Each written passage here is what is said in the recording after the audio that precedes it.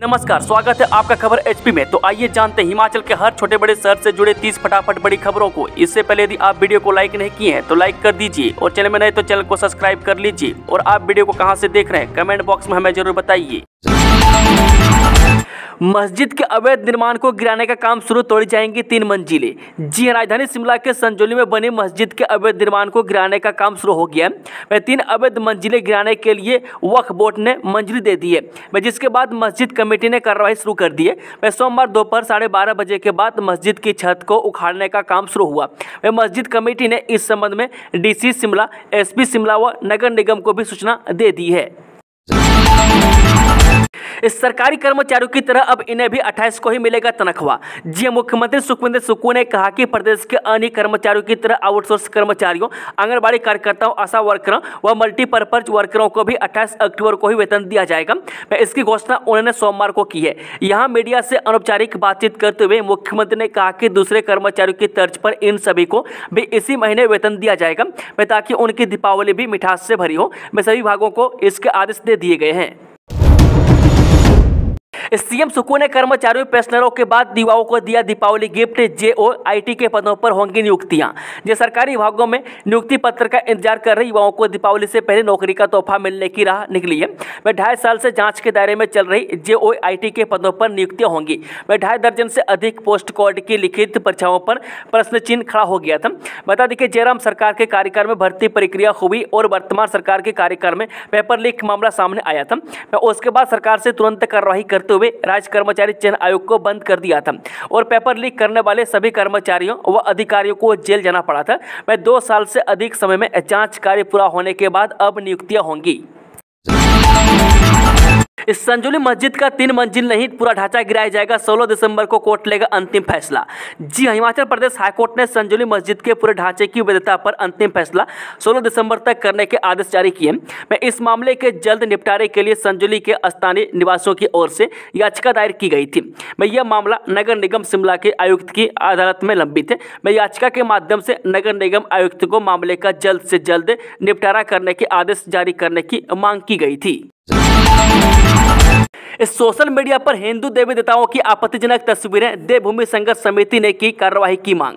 जी social media पर हिंदू देवी देवताओं की आपत्तिजनक तस्वीर बनाने और अभद्र टिप्पणी करने का मामला सामने आया है। आरोप है कि फेसबुक पर सत्य की खोज नाम के एक पेज पर लगातार इस तरह की सामग्री अपलोड की जा रही है, जिससे हिंदू समाज के लोगों में भारी रोष है। मामले को लेकर हिमाचल देवभूमि संघर्ष समिति के सह संयोजक मदन ठाकुर ने बालूगंज थाने में लिखित शिकायत दर्ज करवाई है। बता दें कि मदन ठाकुर ने भगवान शिव की अश्लील फोटो बनाकर सोशल मीडिया पेज पर अपलोड कर वायरल किया जा रहा है। जब उन्होंने अपने स्तर पर मामले की पड़ताल की तो फेसबुक पर सत्य की खोज नामक से पेज मिला। इसमें हिंदुओं के देवी देवताओं के लिए अपशब्दों का इस्तेमाल करने के साथ ही उनकी अश्लील फोटो बनाकर डाली जा रही है। उन्होंने बताया कि इस पेज में भगवान श्री राम और भगवान श्री कृष्ण को लेकर भी अपशब्दों का इस्तेमाल किया गया। इससे हिंदुओं की भावनाएं आहत हो रही है। ध्यान दें, 3 महीने से राशन नहीं लेने वाले उपभोक्ताओं के कार्ड होंगे ब्लॉक, जाने पूरा मामला। 3 महीने से उचित मूल्य की दुकानों से राशन नहीं लेने वाले उपभोक्ताओं के राशन कार्ड ब्लॉक होंगे। खाद्य नागरिक आपूर्ति एवं उपभोक्ता मामले विभाग राशन न लेने वाले उपभोक्ताओं के राशन कार्ड बंद करने की तैयारी में है। इसके लिए जिला हमीरपुर के सभी डिपो संचालकों से ऐसे उपभोक्ताओं की रिपोर्ट मांगी है। हाटी समुदाय के 1 से 3 जनवरी तक बने जनजातीय प्रमाण पत्र रहेंगे वैध। जी हिमाचल प्रदेश के जिला सिरमौर के गिरिपार क्षेत्र के हाटी समुदाय के जिन 82 युवाओं ने इस वर्ष से 1 जनवरी से 3 जनवरी के दौरान जनजातीय प्रमाण पत्र बनाए थे, वो वैध होंगे। जनजातीय विभाग के संयुक्त सचिव ने इस आशय के आदेश 4 अक्टूबर को जारी किए हैं। इनकी अनुपालना करते हुए सहायक आयुक्त सिरमौर ने 9 अक्टूबर को सभी एसडीएम, तहसीलदार व नायब तहसीलदारों को सहायक आयुक्त जनजातीय विभाग के पत्र की प्रति संलग्न करते हुए उचित कार्रवाई के निर्देश दिए हैं। मुख्यमंत्री सुक्खू ने किया साइबर विंग के सीवाई स्टेशन का उद्घाटन, 24 घंटे करेगा काम। जी हां, मुख्यमंत्री सुक्खू ने हिमाचल प्रदेश पुलिस के साइबर विंग के सीवाई स्टेशन का उद्घाटन किया। इस अवसर पर मुख्यमंत्री ने कहा कि यह केंद्र पूरे सप्ताह 24 घंटे कार्य करेगा और यह साइबर अपराधों से जुड़ी शिकायतों के निपटारे में प्रभावी है। उन्होंने कहा कि प्रदेशवासी साइबर अपराधों से जुड़ी शिकायतों को टोल फ्री नंबर 1930 पर दर्ज करवा सकते हैं। इसके साथ ही मुख्यमंत्री ने कहा कि सीवाई स्टेशन लोग रियल टाइम में शिकायतें दर्ज करवा सकते हैं में खास तौर पर आर्थिक अपराध से जुड़ी शिकायतें। उन्होंने कहा कि citizen financial cyber fraud reporting and management system के द्वारा यह आर्थिक धोखाधड़ी के ब्लॉकिंग या लीन मार्किंग को सुगम बनाएगा। उन्होंने कहा कि यह डाटा सेंटर राज्य के नोडल हब के रूप में स्थापित होकर राष्ट्रीय साइबर क्राइम रिपोर्टिंग पोर्टल के जिला पोर्टल की कार्य प्रणाली पर निगरानी रखेगा। यह भविष्य की योजनाओं के लिए मुख्य निर्णायक केंद्र के रूप में कार्य करते हुए शिकायतों और उन पर की गई कार्रवाई के संबंध में डाटाबेस भी बनाएगा। जेबीटी पास को निजी शिक्षण संस्थानों में भी मिलेगी नौकरी, सोनल डाइट ने की पहल। जी हां, जेबीटी प्रशिक्षुओं को निजी शिक्षण संस्थानों में भी नौकरी मिल सकेगी। इसके लिए डाइट सोलन ने पहल की है। मैं इसमें डाइट की ओर से निजी शिक्षण संस्थानों के लिए कैंपस इंटरव्यू आयोजित कर प्रशिक्षुओं को रोजगार से जोड़ा जा रहा है। मैं अब तक प्रशिक्षु जेबीटी करने के बाद कई वर्षों तक सरकारी नौकरी को लेकर घर पर बैठ जाते थे। मैं अब उनके इस इंतजार के बीच में उन्हें रोजगार से भी जोड़ा जा रहा है। मैं हाल में डाइट सोलन के 8 प्रशिक्षुओं का चयन सोलन समेत शिमला के निजी शिक्षण संस्थानों के लिए हुआ है। मैं इसमें कुछ प्रशिक्षुओं को आउट फ्रॉम स्कूल के लिए एक निजी संस्था ने चयनित किया है। गेहूं बीज की खरीद से पहले होगी जांच, कृषि विभाग ने लिया फैसला। हिमाचल प्रदेश के ऊना जिले के किसानों को गेहूं का बीज उपलब्ध करवाने से पहले कृषि विभाग जांच करेगा। मैं किसानों को गेहूं का बीज सत्यापन होने के बाद ही उपलब्ध करवाया जाएगा। इसके लिए कृषि विभाग ने पंजाब, उत्तर प्रदेश और हरियाणा की फर्म से समन्वय स्थापित किया है और जल्द ही गेहूं के बीज के सैंपल लेकर जाँच के लिए भेजे जाएंगे। वे मानकों पर फर्म के बीज खरा उतरने के बाद ही आगे किसानों को उपलब्ध करवाए जाएंगे। मैं कृषि विभाग ऊना के उपनिदेशक डॉक्टर कुलभूषण धीमान ने कहा कि वर्तमान में जिला में 5000 क्विंटल बीज उपलब्ध है और यह बीज किसानों से ही लेकर इसका संग्रहण किया गया। उन्होंने बताया कि जिला ऊना में सदर ऊना, बंगाना, गगरेट, हरोली सहित 5 उपमंडलों में 40 के तकरीबन कृषि विक्रय केंद्र स्थापित किए गए हैं। एचपीयू शिमला को जल्द मिलेगा कुलपति, 22 अक्टूबर को होगी सर्च कमेटी की बैठक। हिमाचल प्रदेश विश्वविद्यालय के कुलपति के चयन के लिए चंडीगढ़ में 22 अक्टूबर को 10 बजे सर्च कमेटी की बैठक होगी। मैं कुलपति की नियुक्ति के लिए राजभवन ने दोबारा से एक सर्च कमेटी बनाई है। मैं इसमें मुख्य सचिव प्रबोध सक्सेना के स्थान पर मुख्यमंत्री के प्रधान सलाहकार राम सुभग सिंह को अध्यक्ष बनाया गया। वह बैठक पहले से तय थी, तो 22 अक्टूबर को ही राज्य मंत्रिमंडल की बैठक होने के चलते प्रबोध सक्सेना इसकी अध्यक्षता करने की स्थिति में नहीं थी। अवैध कटान की जांच करने जा रहे वन रक्षक को पीटा, वर्दी भी फाड़ी। जंगल में अवैध रूप से पेड़ काटने के मामले की जांच करने पहुंचे वन रक्षक की लात घूंसों से पिटाई कर दी गई।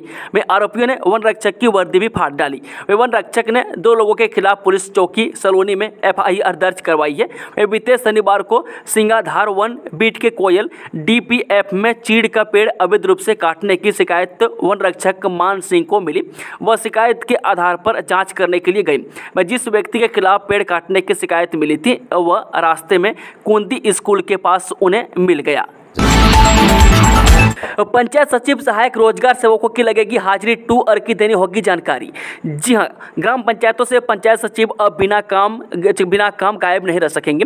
हिमाचल प्रदेश विधानसभा की स्थानीय निधि लेखा समिति ने पंचायत सचिवों, पंचायत सहायकों, तकनीकी सहायकों और रोजगार सेवकों के पंचायतों से गायब रहने की शिकायतों पर कड़ा संज्ञान लिया है। पंचायत कर्मचारियों के गायब रहने से लोगों को परेशानी न झेलनी पड़े, इसके लिए पंचायती राज विभाग ने पंचायत सचिव यानी कि राजस्व विभाग और जिला परिषद, पंचायत सहायक यानी कि तकनीशियन सहायक और ग्राम रोजगार सेवक की पंचायत में उपस्थिति और निगरानी के लिए कड़े निर्देश जारी किए गए हैं।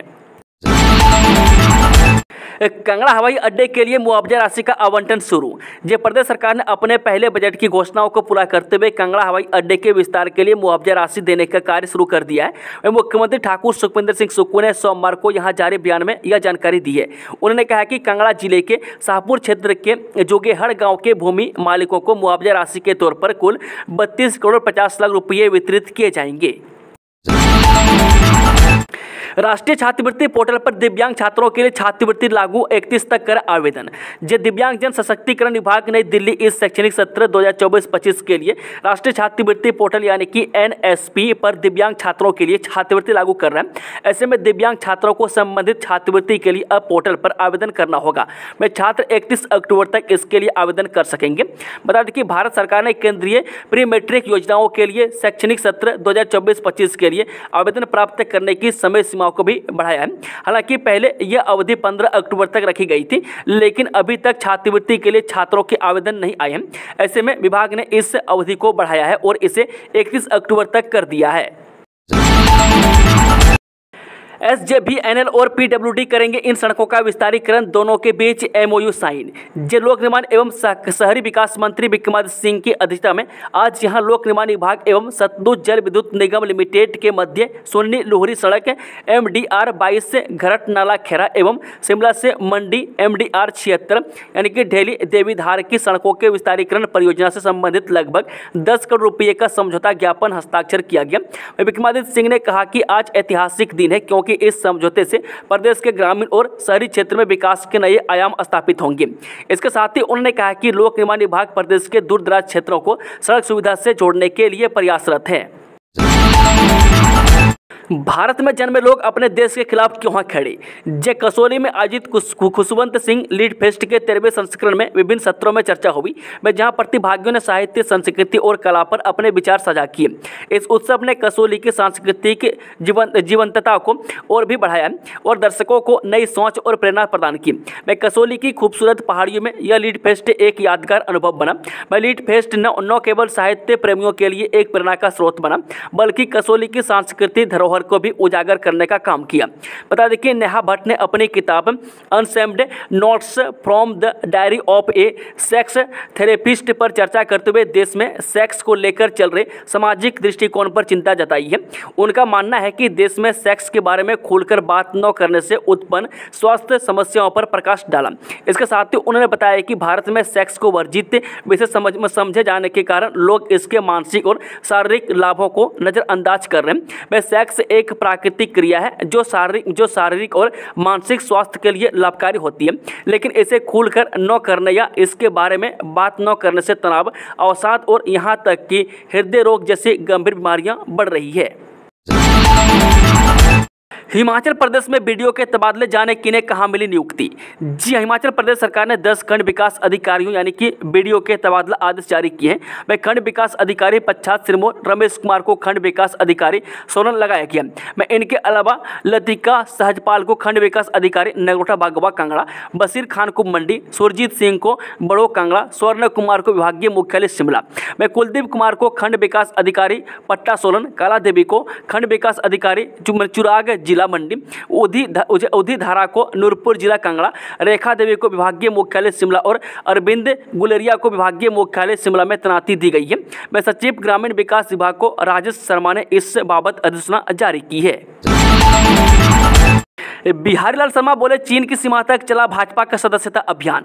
भाजपा के राज्य महामंत्री बिहारी लाल शर्मा ने कहा कि देश में दूसरे स्थान पर रहते हुए हिमाचल प्रदेश में 15,50,000 सदस्य बनाए गए। बिहारी लाल ने बताया कि लाहौल स्पीति जिला के अंतर्गत विश्व के सबसे ऊंचाई पर स्थित चीन की सीमा से 10 किलोमीटर के अंतराल पर बूथों को क्रमवार टसीगंग यानी 15,256 फीट की यानी 15,256 फीट और हिक्किम बूथ यानी 15,000 फीट की ऊंचाई पर जहां तापमान 0 डिग्री पर आंका जाता है, वहां पर भी सदस्यता अभियान चलाया गया है। नेता प्रतिपक्ष बोले, व्यवस्था परिवर्तन के नाम पर व्यवस्था का पतन कर रहे मुख्यमंत्री सुखविंदर सिंह सुक्खू। धर्मशाला में मीडिया को संबोधित करते हुए जयराम ठाकुर ने सुक्खू सरकार को विभिन्न मुद्दों पर गिराते हुए कांग्रेस के सभी आरोपों का जवाब दिया। उन्होंने कहा कि 2005 से बिजली की बिल का 50% सीवरेज टैक्स के रूप में वसूला जाता था, जिसे हमारी सरकार ने घटाकर 30% कर दिया था।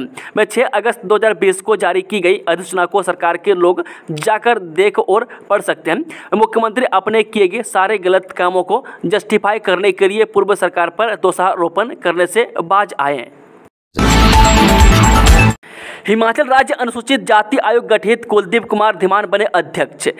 प्रदेश सरकार ने पूर्व उद्योग मंत्री और पूर्व प्रदेश कांग्रेस अध्यक्ष कुलदीप कुमार धीमान को हिमाचल प्रदेश राज्य अनुसूचित जाति आयोग ऊना का अध्यक्ष नियुक्त किया है। जिला ऊना के अम्बोटा निवासी कुलदीप चिंतपूर्णी और गगरेट से कांग्रेस के 4 बार विधायक रह चुके। वहीं जिला कांगड़ा के ज्वाली से दिग्विजय मल्होत्रा को आयोग का सदस्य बनाया गया। इस संबंध में सामाजिक न्याय एवं अधिकारिता सचिव आशीष सिंह मार ने अधिसूचना जारी की है। उधर इन नियुक्तियों के बाद प्रदेश के निगम और बोर्डों में भी ताजपोशी होने की आस जगी है। शिमला पुलिस ने एक और चिट्टा तस्कर गिरोह का किया भंडाफोड़, 6 आरोपी गिरफ्तार। शिमला पुलिस टीम की ओर से एक और चिट्टा तस्कर रंजन गिरोह का भंडाफोड़ किया है।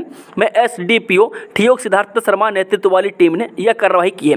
पुलिस से प्राप्त जानकारी के अनुसार एनडीपीएस एक्ट के तहत 13 सितंबर को कोटखाई थाने में दर्ज मामले में दलसर कोटखाई निवासी रंजन शर्मा, हलाला महासू निवासी सुमन शाही व उत्तम नगर पश्चिम दिल्ली निवासी कमल आचार्य को 30 किलो 640 ग्राम चिट्टा व प्रतिबंधित सामान के साथ गिरफ्तार किया गया है। संजौली मस्जिद तोड़ने का काम शुरू होना सनातन धर्म की जीत, देवभूमि संघर्ष समिति का बड़ा बयान। हिमाचल प्रदेश राज्य वक्फ बोर्ड ने संजौली मस्जिद कमेटी को नो ऑब्जेक्शन सर्टिफिकेट यानी कि एनओसी दे दिया है। संजौली मस्जिद कमेटी ने वक्फ बोर्ड से मस्जिद के अवैध बताए जा रहे हिस्से को हटाने की अनुमति मांगी थी। वक्फ बोर्ड की ओर से इस संबंध में नो ऑब्जेक्शन सर्टिफिकेट जारी कर दिया गया। इसके बाद मस्जिद के अवैध हिस्सों को हटाने का काम शुरू हो गया। हिमाचल प्रदेश देवभूमि संघर्ष समिति ने संजौली मस्जिद के अवैध हिस्सों को तोड़ने का कार्य शुरू करने का स्वागत किया। देवभूमि संघर्ष समिति ने इसे सनातन समाज की बड़ी जीत बताया। देवभूमि संघर्ष समिति ने कहा कि वह भविष्य में भी इस तरह के अवैध निर्माण और गतिविधियों पर पूरी नजर बनाए रखेगी और अवैध कब्जों को हटाने की लड़ाई लड़ती रहेगी। मंगलवार को होगी हिमाचल कैबिनेट की बैठक। दीपावली से पहले सीएम सुखविंदर सिंह सुक्खू दे सकते हैं कई तोहफे। हिमाचल प्रदेश मंत्रिमंडल की बैठक मंगलवार को होने जा रही है। वह बैठक दोपहर 12 बजे शुरू होगी। यह बैठक शिमला स्थित हिमाचल प्रदेश राज्य सचिवालय के शिखर सम्मेलन हॉल में होगी। मंत्रिमंडल की बैठक की अध्यक्षता मुख्यमंत्री सुखविंदर सिंह सुक्खू करेंगे। इससे पहले मंत्रिमंडल की बैठक 20 सितंबर को हुई थी। अब 1 महीने से ज्यादा का वक्त बीत जाने के बाद मंत्रिमंडल के यहाँ बैठक होने जा रही है। हिमाचल प्रदेश मंत्रिमंडल की इस बैठक में मुख्यमंत्री सुखविंदर सिंह सुक्खू की ओर से अलग अलग विधानसभा क्षेत्र में की गई घोषणाओं को मंजूरी मिल सकती है। इसके अलावा कई भागों में नए पदों का भी सृजन होगा। मंत्रिमंडल की इस बैठक में जनहित से जुड़े कई एजेंडा चर्चा के लिए ले जाएंगे और चर्चा के बाद इसे कैबिनेट से मंजूरी मिलेगी। वर्ल्ड एनर्जी इनकॉर्पोरेशन ऊना में भर जाएंगे 50 पद, सैलरी 12,000 से अधिक। ऊना में search world energy incorporation private limited में 50 पद अनुबंध आधार पर पुरुष वर्ग के भर जाएंगे। इन पदों के लिए साक्षात्कार 25 अक्टूबर को 10:30 बजे जिला रोजगार कार्यालय ऊना में आयोजित होगा। जिला रोजगार अधिकारी अक्षय शर्मा ने बताया कि इन पदों के लिए शैक्षणिक योग्यता 10वीं 12वीं फीटर और टर्नर में ITI या इलेक्ट्रिक और इलेक्ट्रॉनिक्स व मैकेनिकल में डिग्री डिप्लोमा होना अनिवार्य है। इन पदों के लिए आयु सीमा 18 से 35 वर्ष और वेतन 12,000 से 15,000 रुपये प्रतिमाह निर्धारित किया गया। बता दें कि अक्षय शर्मा ने बताया कि योग्य व इच्छुक अभ्यर्थी अपनी योग्यता प्रमाण पत्र, जन्म प्रमाण पत्र, रोजगार कार्यालय पंजीकरण कार्ड, आधार कार्ड, हिमाचली बोनाफाइड, 2 पासपोर्ट आकार की फोटोग्राफ व मूल प्रमाण पत्रों सहित साक्षात्कार में उपस्थित हो सकते हैं। उन्होंने बताया कि अधिक जानकारी के लिए 9805512587 नंबर पर संपर्क किया जा सकता है। जिसने भी कर्मचारियों से पंगा लिया उसकी सत्ता में नहीं हुई वापसी, जयराम सरकार को भी चुकानी पड़ी थी कीमत। हिमाचल में सुक्खू सरकार के लिए सुख की खबर नहीं है। वे प्रदेश में डीए और एरियर को लेकर संघर्ष कर रहे कर्मचारियों और पेंशनरों की सरकार के खिलाफ चल रही नाराजगी दूर नहीं हुई है। हालांकि हिमाचल प्रदेश सचिवालय सेवाएं परिसंघ के आंदोलन के बाद सुक्खू सरकार ने दशहरे एक दिन पूर्व कर्मचारियों और पेंशनर्स की सैलरी और पेंशन 28 अक्टूबर को खाते में डालने का ऐलान किया था। इसके साथ ही 4% डीए की किस्त जारी करने की भी घोषणा की थी। वहीं प्रदेश सरकार ने चतुर्थ श्रेणियों के कर्मचारियों को भी 1 जनवरी 2016 से संशोधित वेतनमान की एरियर का 20,000 भुगतान करने का भी भरोसा दिया था, जिसकी अधिसूचना भी सरकार ने जारी कर दी है। लेकिन रिटायर कर्मचारियों ने हिमाचल प्रदेश सचिवालय सेवाएं परिसंघ के अध्यक्ष संजीव शर्मा के खिलाफ लाए गए प्रिविलेज मोशन के निर्णय से सख्त नाराज है, जिसके लिए सुक्खू सरकार को कर्मचारियों के खिलाफ पंगा न लेने की चेतावनी दी गई है। Corporate sector retirees coordination committee के राज्य अध्यक्ष ठाकुर देवीलाल ने ईटीवी भारत से बातचीत में कहा कि सरकार को ज्यादा हवा में नहीं रहना चाहिए। जिसने भी कर्मचारियों से पंगा लिया उसकी सत्ता में वापसी नहीं हुई है। बिजली बोर्ड में आउटसोर्स पर कार्यरत 81 ड्राइवरों को हटाया गया, फैसले पर भड़के कर्मचारी। हिमाचल प्रदेश राज्य बिजली बोर्ड में SEXEN असिस्टेंट इंजीनियरों के 51 फंक्शनल पदों को समाप्त करने के बाद सुकून सरकार ने 81 ड्राइवरों की भी नौकरी से निकाल दिया। ये ड्राइवर पिछले 10 से 12 सालों से आउटसोर्स पर बिजली बोर्ड में अपनी सेवाएं दे रहे थे।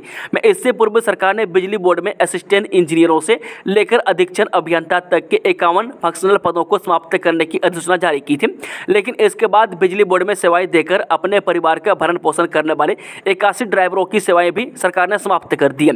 इससे हिमाचल प्रदेश बिजली board employees and engineer joint front और भड़क गया है और सुकून सरकार से जल्द अपना फैसला वापस लेने को लेकर अल्टीमेटम जारी किया है। कौन है एडम लेंजा जिसके नाम पर फ्लाइट्स को बम से उड़ाने की मिल रही धमकी? टीचर समेत 26 लोगों को ली थी जान। जे पिछले एक हफ्ते से भारतीय एयरलाइनों में बम की लगभग 90 झूठी धमकियां दी गई है, जिसके चलते घरेलू और अंतर्राष्ट्रीय मार्गों पर सेवा देने वाली एयरलाइंस को मार्ग परिवर्तन, उड़ान में देरी, कैंसिलेशन और करोड़ों रुपये का नुकसान हुआ है। मीडिया रिपोर्ट्स के अनुसार इनमें से लगभग 70% झूठी धमकियां सोशल मीडिया प्लेटफॉर्म एक्स पर मौजूद अकाउंट से मिली है। ऐसे में सवाल यह है कि आखिर यह धमकियां कौन दे रहा है। मीडिया रिपोर्ट्स के अनुसार एक्स से हैंडल @एडम लेंजा 1111 ने शुक्रवार रात में यानी कि 18 अक्टूबर को भारतीय एयरलाइनों को 12 और शनिवार यानी कि 19 अक्टूबर को 34 धमकियां दी। यूजर्स ने Air India, Vistara, IndiGo, Akasa Air, Alliance Air, SpiceJet और स्टार एयर जैसी एयरलाइनों और अंतर्राष्ट्रीय carrier American Airlines, JetBlue और एयर न्यूजीलैंड को धमकियां दी है। LAC के मुद्दे पर भारत चीन में बन गई बात, सीमा से सैनिकों की होगी वापसी। जब विदेश सचिव विक्रम मिस्त्री ने घोषणा की है कि भारत और चीन दोनों पूर्वी लद्दाख में वास्तविक नियंत्रण रेखा यानी कि LAC पर पेट्रोलिंग अरेंजमेंट पर एक समझौते पर पहुंच गए हैं। मिस्त्री ने कहा कि हम चीन के साथ चर्चा किए जा रहे मुद्दों पर एक समझौते पर पहुंच गए हैं। विदेश सचिव विक्रम मिस्त्री ने कहा कि इस घटनाक्रम से सीमा तक तनाव कम होने की उम्मीद है। मिस्त्री ने कहा, पिछले कई हफ्तों में हुई चर्चाओं के परिणाम स्वरूप भारत चीन सीमा क्षेत्र में वास्तविक नियंत्रण रेखा पर गश्त व्यवस्था पर एक समझौता हुआ है और इसमें सैनिकों की वापसी हो रही है। सारा अली खान ने मनाली शिव मंदिर में टेका माथा, कोठी में फिल्माए गए दृश्य। जी हां, धर्मा प्रोडक्शन के बैनर तले बन रही फिल्म की सोमवार को मनाली के पर्यटन स्थल कोठी में शूटिंग की गई। वह सोमवार को स्टार कलाकार सारा अली खान व आयुष्मान पर दिन भर कई दृश्य फिल्माए गए। आयुष्मान एक सप्ताह पहले से शूटिंग में व्यस्त है, जबकि सारा रविवार को ही मनाली पहुंची है। वह सोमवार को दोनों कलाकार दिन भर शूटिंग में व्यस्त रहे। वह दोनों स्टार मनाली से करीब 10 किलोमीटर दूर रोहतांग रोड पर पलचान होटल एंड सपा में ठहरे हैं। वह सारा अली खान सुबह सैर करते दिखी। उन्होंने पलचान शिव मंदिर में माथा टेका। दोस्तों, खबरों का सिलसिला यहीं समाप्त होता है। कि जानकारी पसंद आई तो वीडियो को लाइक, शेयर, चैनल को सब्सक्राइब जरूर कर लें और कमेंट बॉक्स में कमेंट करके बताएं कि आप न्यूज़ को हिमाचल के किस कोने में बैठकर देख रहे हैं। Thank you, all the best. जय हिंद, जय हिमाचल।